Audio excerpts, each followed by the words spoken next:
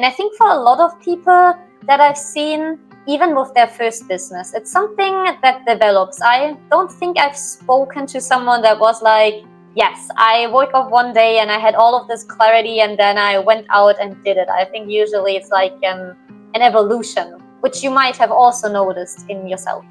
I love what you just said, because a lot of entrepreneurs think that they get up, they know who their ideal person is, and they see all these people on social media, all these different platforms, and it looks like everything is so well put together, so well packaged, and they're just not there. But they don't realize it's over a period of time, and I believe that not knowing that allows you not to give yourself grace, which means that you put way more pressure on yourself than you need to, right? Because every business that has evolved to be a really good business is an evolution, right? So I love that you said that, it happened over time. It wasn't just like, okay, this happened and then this best version of me showed up and then I have this fabulous business and here we are. Hello, everyone, and welcome to our show today. Welcome to another episode of Entrepreneurial Truth. On today's episode, we have Christine Peine, and I'm trying to pronounce it properly, but I believe that I just probably butchered your last name. Can you pronounce it for me, please? It's Peine, so you almost got it correctly, yes. Yes. I mean, we went over it before, and yeah, I'm still butchering it. But thank you so much for being a guest today. I have her on the show because I believe Christine can share some valuable insights into, how we feel and how we connect with ourselves. Can you tell us a little bit about who you are and what you do? Yes, of course. Thank you so much for having me, Cassie. And yeah, so people that don't know me, I help entrepreneurs create more time and space in their businesses so they have actually the time for what matters for living their life. And I use the art and systems method to do that. So I combine therapeutic art to do all of the inner work and create the space in our mind and our body. And then I use systems to actually do the outer work and create the space in the calendar and restructure the way my clients work, the way I worked in the past. Awesome. And I want to just dive into that. Why art? Well, a few years ago, actually many years ago, I founded another company, and I didn't know anything about setting work boundaries. I came from corporate. I went directly into the work in this company by like working 12-hour days, working on the weekends, never taking off. And at one point, I was just so stressed and so depleted that I burned out. And in these moments, I didn't really know what to do. So I started like slowly on the path of healing. I went to the beach every day to look at the ocean, to look at the sunset. And then one day just a voice popped into my head and was like, go and buy paint. And so I went to the art store and I bought the paint and I went home and I sat on my bed and I was painting. And for the first time in like months, literally, my mind just went quiet. My body relaxed and I was in the moment and I felt like a joy again. And from that day on, I started painting. And then I learned, therapeutic art therapy it's a thing. Before I didn't know, I kind of like intuitively went into it. Wow. And let me ask you, like, how long were you in that space of burnout and what was that like? So it built up. So it's not like from like one day to the other. It like really was like over 2.5, 3 years, like constant stress and like building up until then one day I felt like I felt I couldn't get out of bed. I was lying in bed. I was looking at the ceiling and I knew I had so many things to do, but I just couldn't find like the energy, the motivation to get out of bed. And that happened to me a couple of days in a row. And then I was like, okay, like something's not right. That's not normal. And I went to the doctor, and after like asking the questions and doing all of the things they do, the doctor said, most likely you have burnout. And I first didn't want to believe it. I just thought, yeah, I'm stressed. Maybe I do a little holiday. And I went on a holiday for a week, and in that week I really, like, it really hit me. Like, I really felt like the stress in my body, like the tension in my shoulders, like on my chest. I felt like I couldn't even breathe properly. And also like this thought of, okay, in 1 week I go back and I do all of this again and I continue with the stress, and I just couldn't take it. So after the week of the holiday, I decided I stay. I'm gonna, like, luckily I co-founded the company with other team members, so I could do, like, for a certain time frame, less work. And then over, yeah, probably like 2-3 months, I started, like, slowly, like, the healing journey. And then it took some time, but once I found the art, like, literally I felt like the joy again. So then from then on, like, really I felt like, okay, now we're gonna get better. Wow, wow. And let me ask you, did you stay in the same company and just incorporate the art, or did you actually like completely switch gears and say, you know what, this is enough. I'm just going to move into this new business. I still have the other business. I'm still running it as well, because when we started it, it was like a very beautiful, it's a very beautiful mission of helping chronic disease patients live a healthier life. So I still very much connected and resonated with it, but I had to make some changes in the way I view myself, in the way I work, and also in the way I, like, physically work in the company. And then after I made these changes and I had these systems, and I actually learned I have this time and this space to create something else, and also realize, wow, therapeutic art is so powerful, I basically added on the second business. So that's what I do now, run these two businesses while still also living my life, because I don't want to end up in the burnout again. I love it. I love it. I love it. And I want to dive into systems, right? So for our company, we have these systems in place. We have AI automation. What kind of systems are you using and incorporating in your business to help your clients? Very good question. So it depends, of course, always on where the person is at. But usually we started with looking at their schedule and looking at how they actually, what kind of tasks are in there, what kind of tasks they're prioritizing, and how they're moving these tasks around. And usually from that, we can already see that there are a lot of tasks that drain their energy and tasks that increase their energy.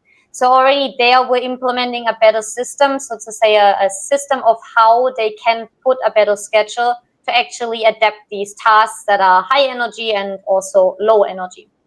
And then after that, in addition to just, like, moving around what's happening, we also need to see, okay, how can we actually move out these tasks that are draining the energy, because this is what, when we continue to repetitively do that, it's not going to be in our alignment. So this is what can create, like, all of the stress on the body.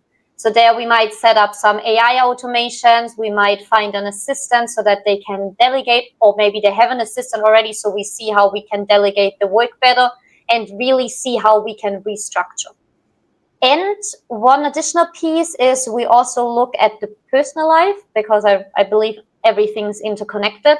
So the way you wake up in the morning, and if you click the snooze button like 20 times, or if you wake up and you feel energized and then maybe you do some exercise, like, it's gonna affect how you work in the day. So we're also gonna look at, like, their personal life and see if there are some routines and habits that could be changed, modified, maybe added in, maybe some things taken away, to also increase the energy there that people have. And do you incorporate diet in that as well? I'm not trained in giving any diet recommendations. I, like, of course, if clients ask me, I sometimes give, like, the recommendations of what I do, but of course always with a little bit of caution, because I'm not a nutritionist. Okay, okay, okay. But the whole picture of, business and your body and your mind being incorporated into the whole picture, it really presents. And I'm trying to get a good feel of how this has been working for entrepreneurs that you've been helping, like overall. Well, of course, it depends on the person and what their specific goals are. But for example, last year I had a client that with the changes and the systems we made, she could add on another business. So she was running already one business and now she runs two businesses. Then for a few other clients I had, it's more like they don't want to start a whole new endeavor. They just want to actually have like time again for maybe a hobby or like a work-free weekend, or to go out with their partner. So then it's like more of like these small, I mean, it's not small, the changes, but it's like the changes so that they can actually like start living their life again and wake up in the morning and feel energized and do the work and then finish at 4 or 5 o'clock, whatever time they want to finish, actually switch off work then and do something with their friends or start a new hobby or an old hobby again. So it really depends on where people are at, but usually I think the main theme is that they get their time back. They get their time back for what they really want to do while their company keeps running and growing. I think that we're diving into that in terms of, being an entrepreneur. I feel like you're always on. There is no switch off or end of day or anything like that. And do you find that most of your clients are entrepreneurs versus employees? I mainly work with entrepreneurs. So I have very few employees. And yes, like the constant on mindset, I think that comes, or that's what we learn with being an entrepreneur. And I think that creates a lot of these problems because that constantly being on, that creates a lot of stress on the body. And with that stress, it depletes us. And at one point, like our being just can't take it anymore. Some people end up like me, end up in burnout. Others might even like start to hate their company and be like, okay, I don't want to do this anymore. Maybe I go back to a 9 to 5. So yeah, I think this is really the key, that we need to start working with that. Yeah. Yeah. And, on our podcast, we like to help entrepreneurs, with any tools and tips and all of that. Is there anything that you'd recommend, any tip that you would like to give in terms of just when to notice that you're burning out or something of that nature? So a lot of the times you don't know that you're actually going through that or almost there until you're there.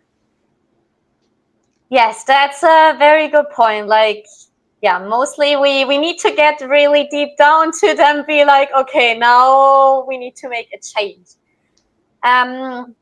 So I think as a good tip is to already start to get a little bit more present. So I would recommend, if you're not sure right now, if maybe you're always on and always thinking and you're going down this path of maybe like overworking, in the future to start to set an alarm 3 times a day, in the morning, in the afternoon, in the evening.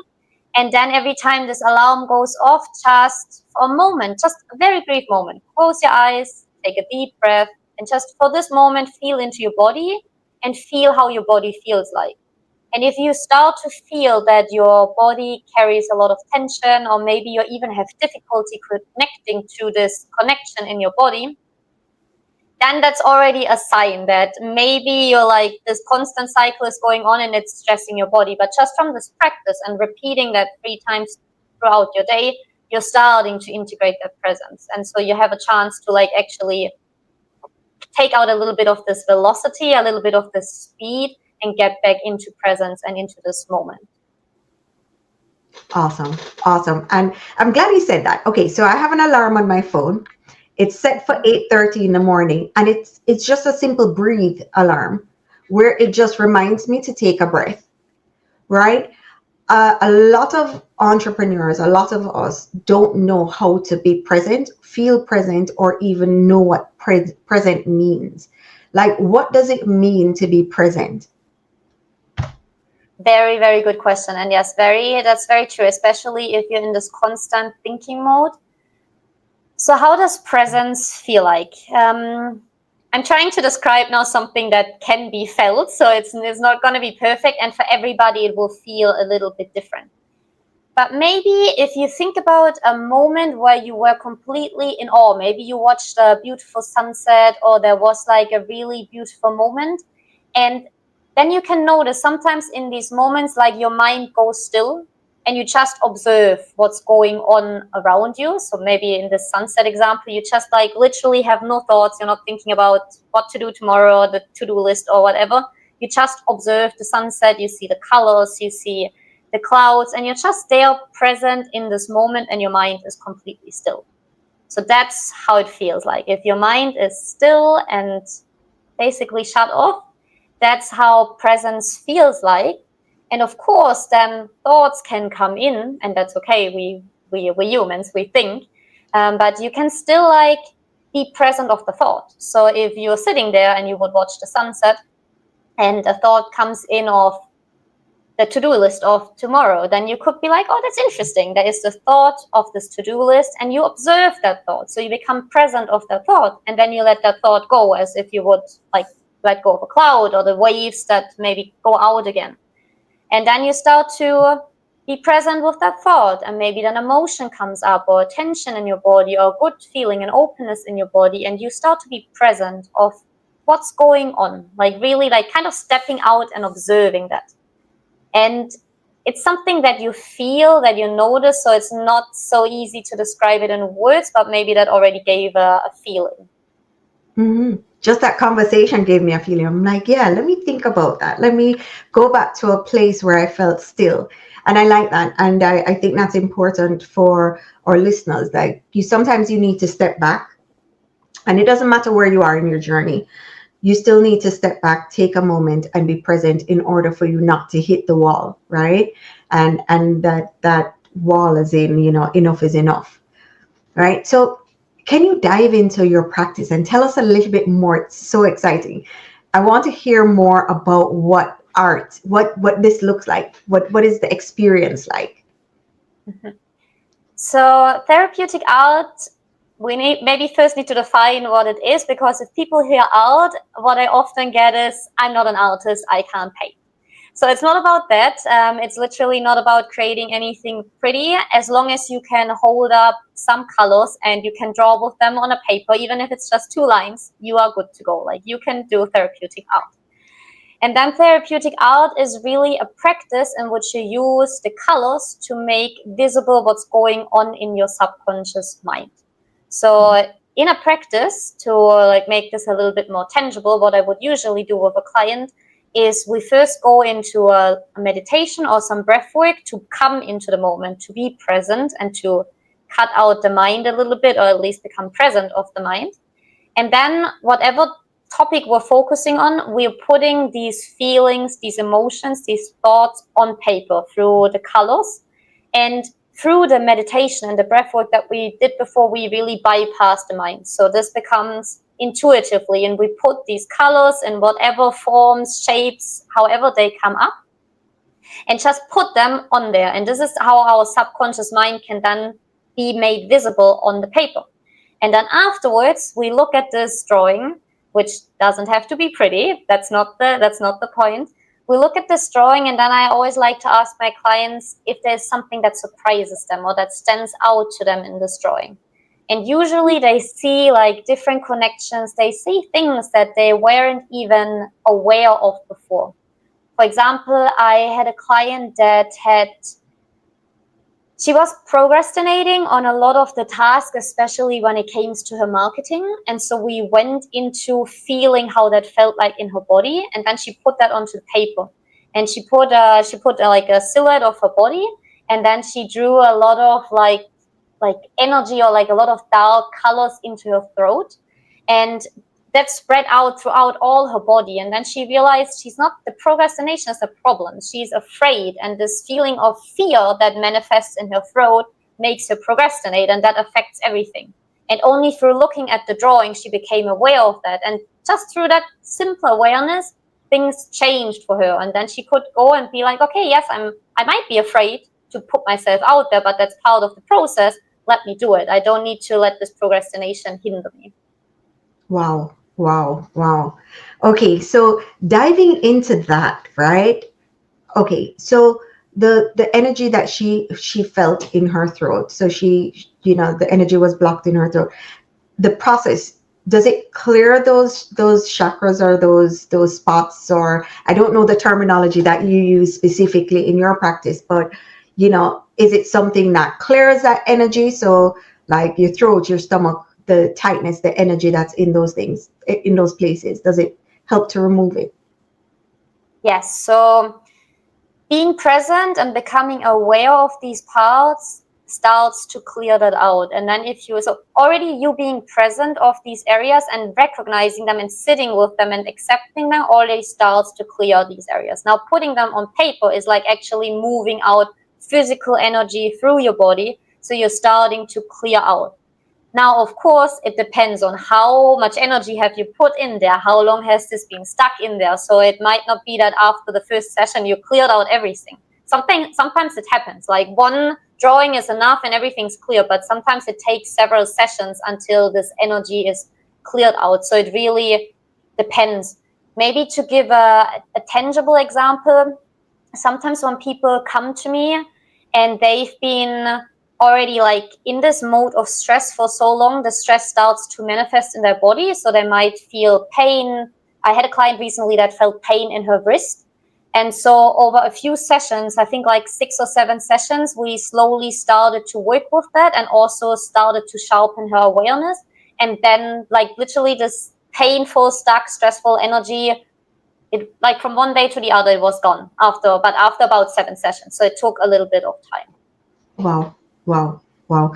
And tell us about your course. So if you do the course online, how does that work? Is it the same thing or is it better to do one-on-one? Like, or what's the difference between both? So I have a few digital courses which are like very specific topics. So like, for example, digital courses for specific systems. Like I have a system to how to create your content more easily. Or I have another course where you can go by yourself into therapeutic art. There's a lot of exercises where you can start experimenting and seeing what you need in this moment and then take the right exercise. So if you're someone that wants to start experimenting and like to do work on yourself, then I think that's for you. If you want to go really deep, then it's often very helpful to have a coach, to have a mentor that can hold up also this mirror, especially when you go deep. Sometimes there's a part of you that's like, no, we're not going there. That's not what I want to do now. And then you find a million reasons why you shouldn't do the work now and you should do something else. Mm-hmm. So then it can be very helpful to have a coach. And then I recommend to go into the one-on-one mentorship. And what we do there is really this process that I described. So we release and make space in our mind and our body. And then we adapt the systems outside to make also the space like in the calendar so that people can lead from presence and run their business from presence. Awesome. Awesome. And I heard you dive into mentorship. Let me ask you, along your journey of entrepreneurship, right? Have you had many mentors along the way? Yes, I did. I love learning and also I love I like the world of self-development. So yes, I had different coaches, different mentors, like from business topics to personal. I did therapy from some time.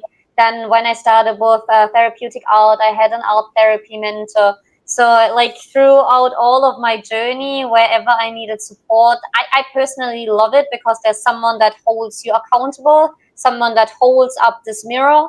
And what I usually find, I get a lot faster from A to B if I have someone that helps me and has done this path before than if I'm trying like to do it by myself in a course, which might also work sometimes, but for the bigger transformations, I like it. Yeah.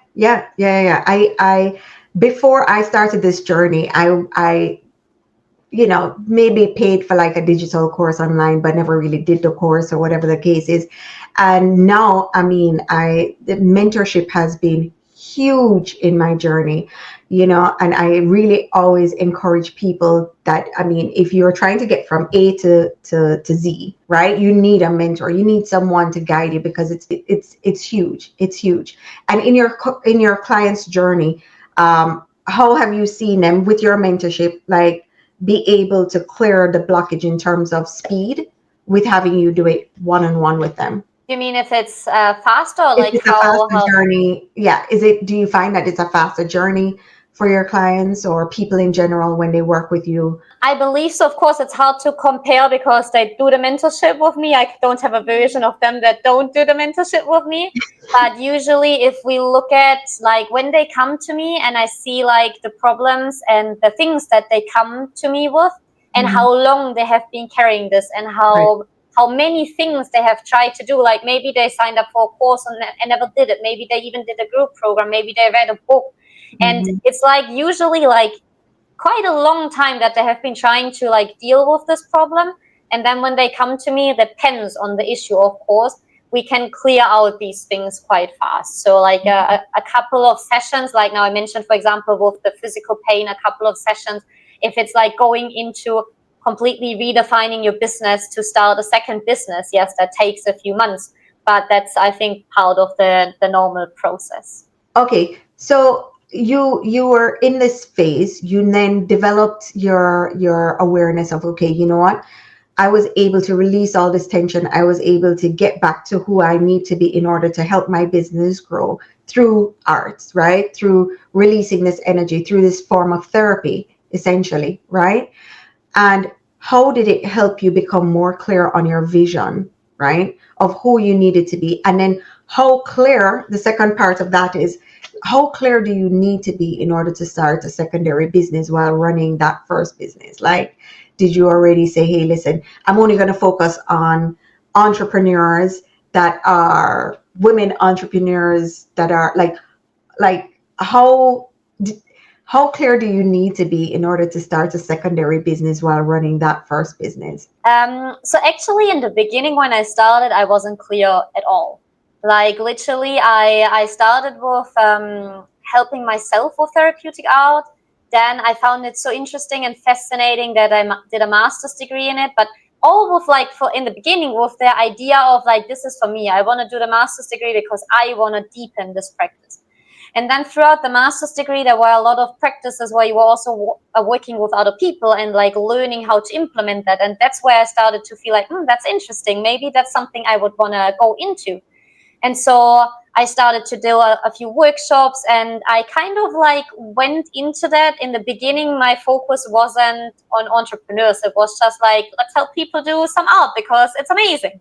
And then over time, that kind of developed, and that also that took out the pressure because I kind of started it from this really playful, joyful part of me where I was like, let's see where this goes, let's see how this develops, instead of like saying, okay, this needs to work now I need to create the second business. And then I think only further along the journey I was actually like, hold on, I'm running two businesses now, and I didn't even think about it. So I think like for me it kind of really developed over time. And I think for a lot of people that I've seen, even with their first business, it's something that develops. I don't think I've spoken to someone that was like, yes, I woke up one day and I had all of this clarity and then I went out and did it. I think usually it's like an evolution, which you might have also noticed in yourself.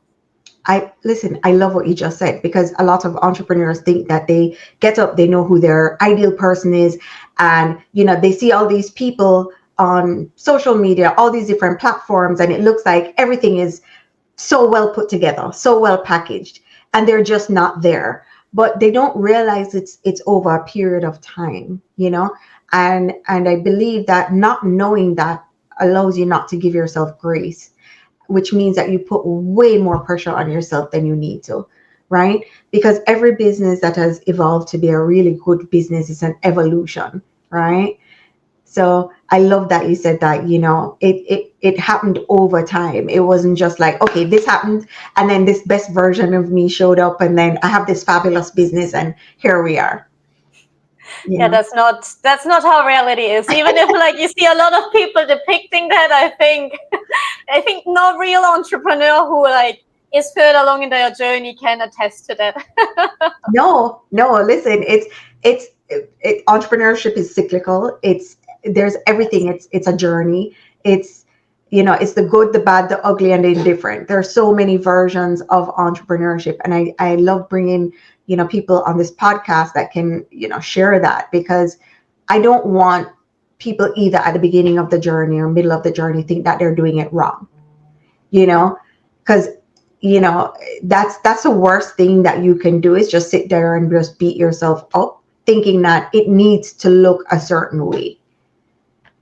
Yes, I that brings me to something that I'm teaching my clients, is also to look at their business as a relationship, and how you would do it in a relationship. Like, you meet someone, you meet them for the first time, you don't even know if this is going to be something. Maybe you go out with them for a second time and the third time, and then it evolves over time into a relationship, and then even that relationship evolves, and you might marry them, or you might not, depending on what you want. But even that evolves, and I feel like in our business, it's like we have a relationship with our business that we're building over time.